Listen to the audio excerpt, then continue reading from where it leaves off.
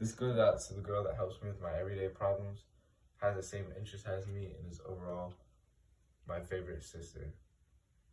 My sister and I have always been close, but there was just one summer where we became the best of friends. It was the summer of 2016. Lil Uzi Vert was getting popular, the Double XL freshman cipher came out, and the Warriors and the Cavaliers were in an NBA Finals battle, etc. My sister had just flown here from Texas because her school gets out earlier than it does in Virginia by 1 month. So every day she would walk from my house to the bus stop and wait for me to get home, and then we would walk back home. Finally, the last day of school came around, and I was so happy it was finally summer, and I could do anything I wanted with my siblings. Almost every day in the summer was a day spent at home doing nothing, but it was the most fun thing in the world because we would always be together. Every morning was a wake up between 10 to 11:30. We would eat sometimes, play Black Ops 2 Zombies on the Xbox 360, and then after we got bored, we would just find another thing else to do. But one day, I convinced my sister to play me in a game of basketball. And mind you, in Texas, my sister is a mega athlete.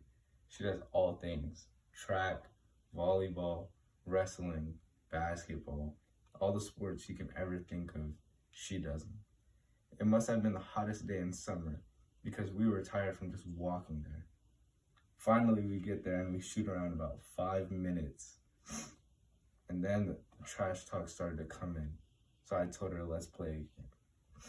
Remember, me and my sister are super close, best friends.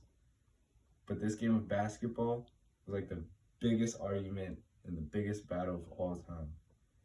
So we're going back and forth, and of course, I'm always a point or two ahead. She gets so mad, she just starts sending slaps to my arms and chest, just fouling me for no reason. All game, I was trying to control myself and keep the game somewhat close and not kill her. But when she started fouling me, that's when I knew the game was over. So we check up the ball, and it's 9-7, and I needed 1 point to score. So I drive into the basket on the left side, and she follows. And I pull up my special spin move to the right side. But when I spin, she gets caught with an elbow to the chin. So she gets back up from the ground holding her chin, and I told her to let go and let me see. And blood just flows out all over the floor. At this point, we both needed to go back home, her holding her chin the whole walk there. As we entered, instantly my mom gasped and asked me, what did I do? And we both answered, basketball.